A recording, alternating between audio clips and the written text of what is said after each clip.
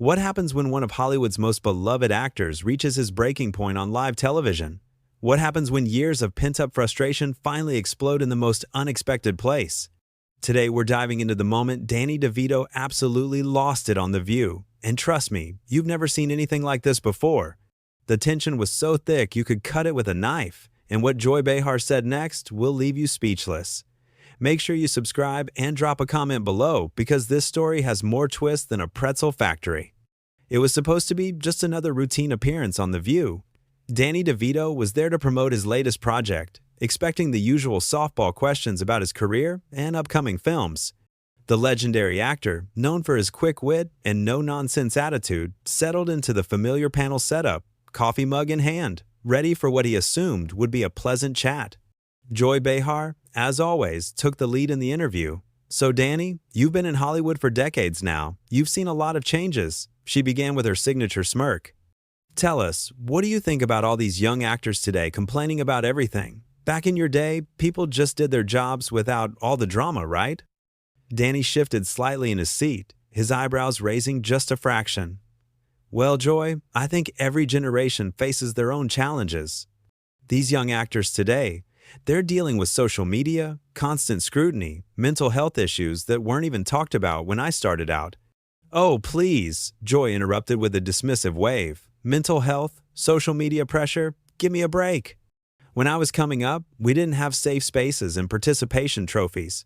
We had real problems, real struggles. These kids today are just soft." The other hosts exchanged glances, sensing the shift in Danny's demeanor. His jaw tightened slightly, but he maintained his composure. "I wouldn't call anxiety and depression being soft, Joy. I think that's a pretty dangerous way to think about it." Joy leaned forward, her voice dripping with condescension. "Danny, come on. You're from New Jersey. You know what real tough is? These Hollywood brats crying about their feelings when they're making millions of dollars? It's embarrassing. They should be grateful for what they have instead of complaining all the time." "Grateful?" Danny's voice had an edge to it now. "Joy, success doesn't immunize you from human emotions or mental health struggles. Some of the most successful people I know have fought the hardest battles with depression and anxiety." "That's exactly the problem," Joy shot back, her tone becoming more aggressive. "Everyone's a victim now. Everyone has some sob story about their struggles. What happened to personal responsibility? What happened to just dealing with your problems instead of making them everyone else's problem?" The studio audience was unusually quiet, sensing the growing tension between the two. Danny's knuckles were white as he gripped his coffee mug, his famous smile nowhere to be found. "Personal responsibility," Danny repeated slowly, his voice getting lower. "You want to talk about personal responsibility, Joy?" "Absolutely. These young actors need to stop whining and start taking responsibility for their own happiness. Stop blaming society. Stop blaming the industry. Stop blaming everyone but themselves." Danny set his coffee mug down with a deliberate thud. "So when a young actor takes their own life because they can't handle the pressure, that's just lack of personal responsibility?" Joy didn't miss a beat. If someone can't handle the pressure of being rich and famous, maybe they shouldn't have chosen that career path. There are plenty of people who would kill for those opportunities. The words hung in the air like a toxic cloud. Danny's face was turning red, his breathing becoming more pronounced. The other hosts looked uncomfortable, shifting in their seats, but none dared to interrupt. "That's interesting, Joy," Danny said, his voice dangerously calm. "So you think mental health is just a choice? You think depression is just people being weak?" "I think people need to toughen up," Joy replied smugly. "My generation didn't have time for all this emotional hand-holding. We had real problems to deal with." "Real problems?" Danny nodded slowly. "Tell me, Joy, what real problems did you have to deal with when you were starting out in comedy? What was so much harder about your experience?" Joy's confidence faltered for just a moment before she regained her composure.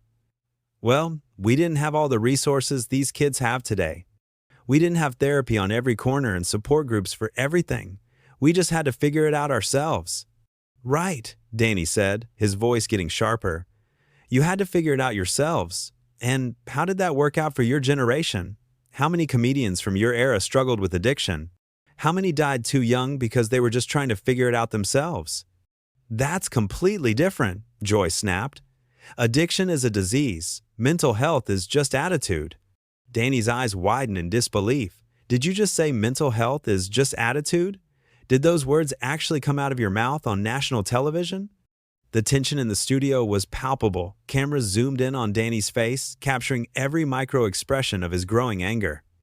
Joy, seemingly oblivious to the volcano about to erupt, doubled down on her position.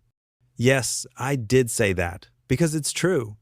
Mental health is largely about your mindset, your attitude toward life. If you choose to be positive, if you choose to be grateful for what you have, you'll be happier. It's that simple. Danny stood up abruptly, his chair scraping against the floor. The sudden movement startled everyone on set. "It's that simple?" he asked, his voice rising. "Joy, do you have any idea how ignorant you sound right now?" "Ignorant?" Joy's voice pitched higher. "I'm ignorant for believing in personal responsibility and positive thinking?" "You're ignorant for dismissing the legitimate struggles of an entire generation," Danny fired back. "You're ignorant for thinking that mental health issues are just a matter of attitude. You're ignorant for sitting on this platform and spreading dangerous misinformation about topics you clearly know nothing about." The producers were frantically gesturing from behind the cameras, but there was no stopping what was about to happen. Danny was past the point of no return, and Joy had just lit the final fuse. "You know what, Joy?" Danny continued, his voice now filling the entire studio. "I've been in this business for over 50 years. I've worked with hundreds of actors, young and old. I've seen the brightest talents destroy themselves because they believed exactly what you just said, that their pain wasn't real, that they just needed to toughen up." Joy tried to interject. "Danny, I think you're overreacting." "Overreacting?" Danny's laugh was harsh and bitter. "I'm overreacting? You just told millions of viewers that mental health is an attitude problem. You just dismissed the struggles of every person watching this show who battles depression, anxiety, or any other mental health condition. And I'm overreacting?" The other host sat frozen, unsure whether to intervene or let this play out. The audience was completely silent, transfixed by the raw emotion pouring out of the normally jovial actor. "Look, Danny," Joy said, trying to regain control of the situation. "I'm not saying mental health isn't real. I'm just saying that people today are too quick to use it as an excuse." "An excuse?" Danny exploded. "An excuse for what, Joy? An excuse for being human? An excuse for struggling? Do you think Robin Williams used depression as an excuse? Do you think Philip Seymour Hoffman used addiction as an excuse? These were brilliant, talented people who fought battles you can't even imagine." Joy's face was getting red now, her defensive walls going up. "That's not what I meant, and you know it.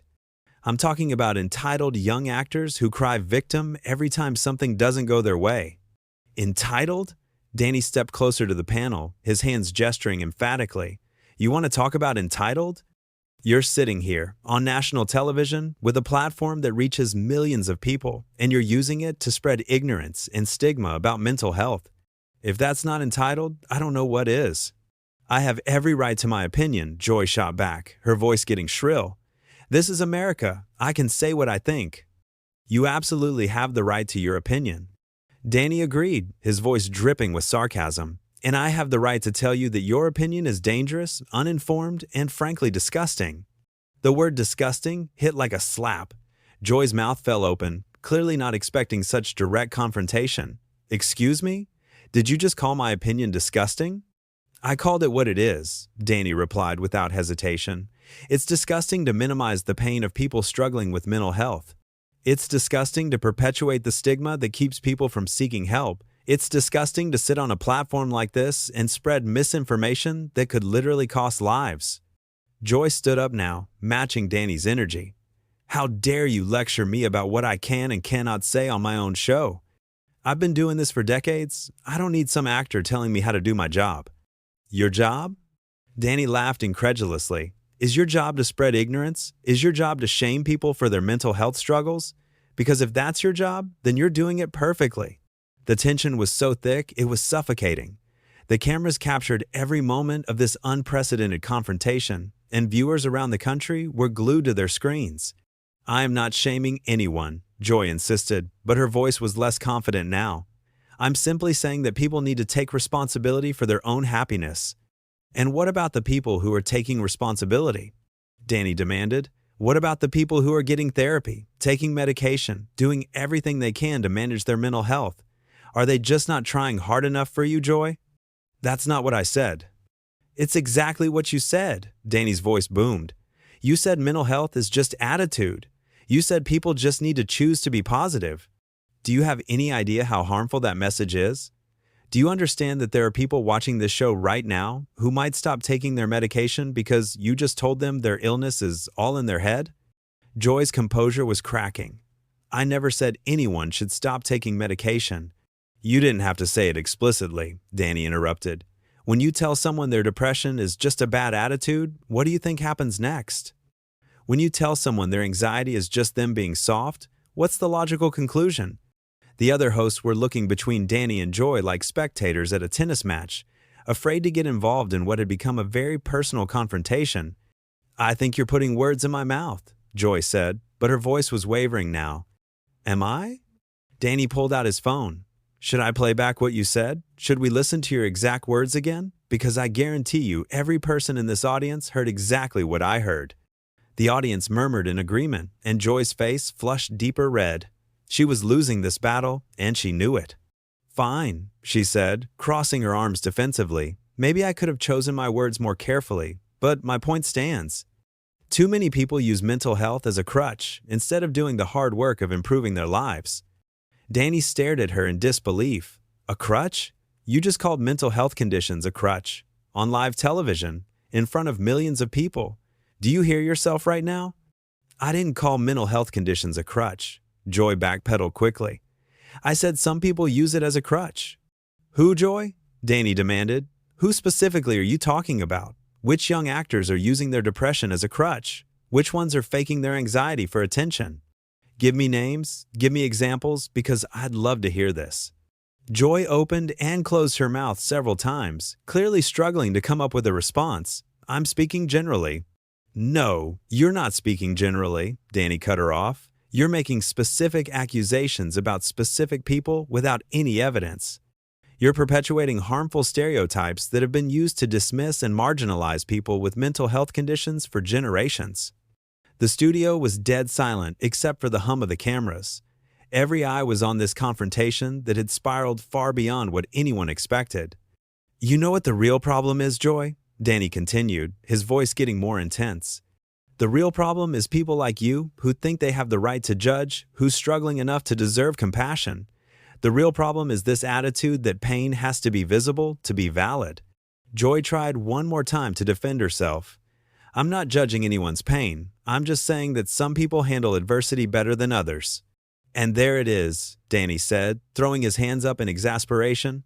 Some people handle adversity better than others. Translation: some people are just stronger, some people are just tougher, some people are just better at being human. Do you understand how toxic that mindset is? Joy's face was now a deep shade of crimson, her carefully applied makeup starting to show stress lines. I think you're deliberately misinterpreting everything I'm saying to make me look bad. I don't need to make you look bad, Joy, Danny replied coldly. You're doing that perfectly well on your own. Every word that comes out of your mouth is making you look worse. The other hosts finally attempted to intervene. Maybe we should take a commercial break, one of them suggested weakly. No, Danny said firmly, never taking his eyes off Joy. We're not taking a break. We're going to finish this conversation because it's too important. Joy started this, and we're going to see it through. Joy straightened her shoulders, trying to reclaim some authority. Fine. You want to finish this? Let's finish it. I stand by what I said. This generation is too sensitive, too entitled, and too quick to play the victim card. The victim card? Danny repeated slowly, shaking his head. You know what, Joy? I've met actual victims. I've met young actors who've attempted suicide because they couldn't handle the pressure and the shame. I've held their hands in hospital rooms while they recovered from overdoses. I've spoken at funerals for talented people who couldn't see any other way out. And you want to call that playing the victim card? The raw emotion in Danny's voice was palpable. Several audience members were visibly moved, some wiping away tears. That's tragic, Joy said, but her tone suggested she was just going through the motions. But those are extreme cases. I'm talking about the everyday complaints, the constant whining about how hard their lives are. Their lives are hard, Danny exploded. Do you think being famous makes you immune to human suffering? Do you think money erases childhood trauma? Do you think success cures anxiety disorders? I think money and success give you resources that most people don't have. Joy replied stubbornly.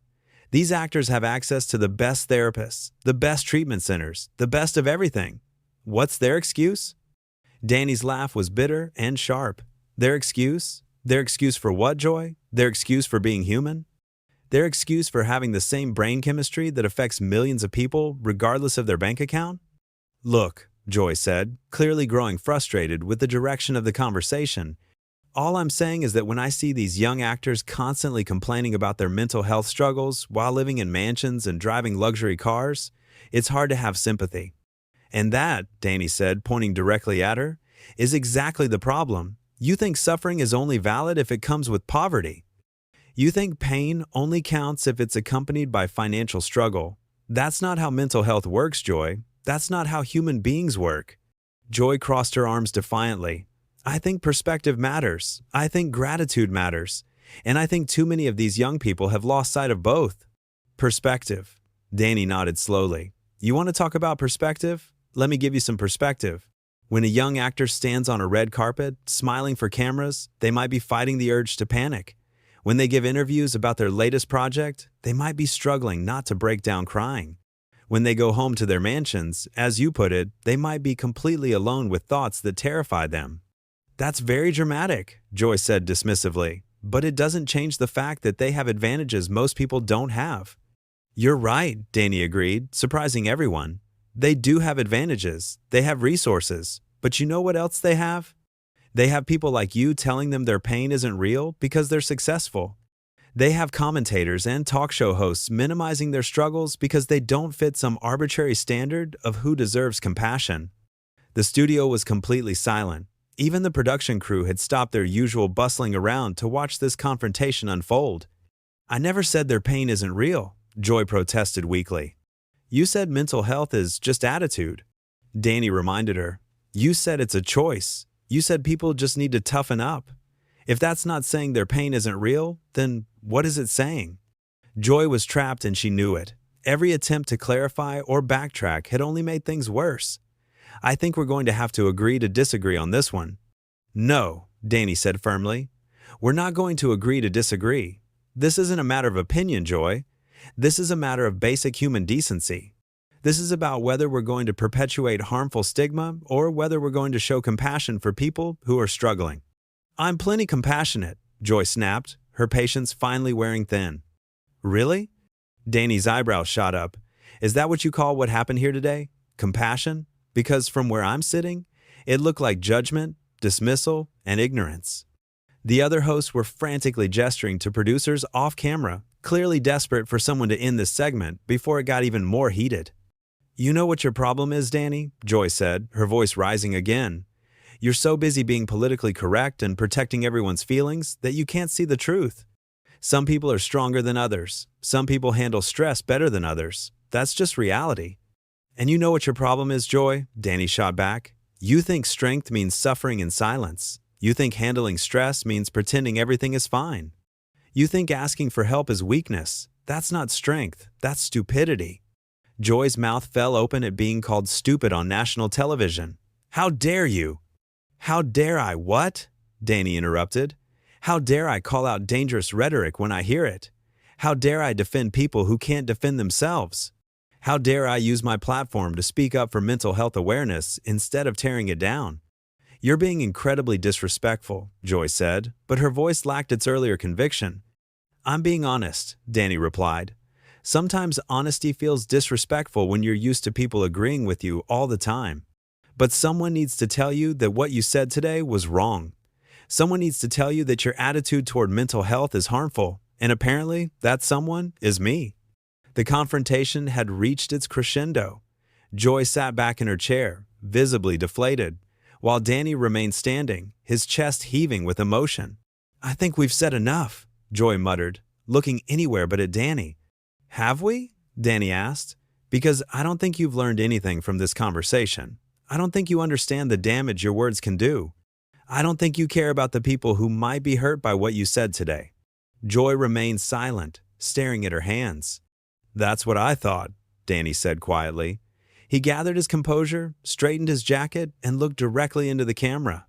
To anyone watching who struggles with mental health, please know that your pain is real, your struggles are valid, and asking for help is the strongest thing you can do. Don't let anyone tell you otherwise. With that, Danny walked off the set, leaving Joy and the other hosts in stunned silence. The cameras continued rolling for several more seconds, capturing the aftermath of one of the most explosive confrontations in daytime television history. The studio audience sat in complete silence, processing what they had just witnessed. Joy stared at the empty chair where Danny had been sitting, her usual confidence completely shattered. This wasn't just a disagreement between two celebrities. This was a moment that exposed the deep divide in how society views mental health, and Danny Devito had just delivered one of the most powerful defenses of mental health awareness ever captured on live television. What did you think of Danny's explosive response? Do you think he went too far, or was Joy completely out of line? Drop your thoughts in the comments below, and make sure to subscribe for more incredible moments like this one.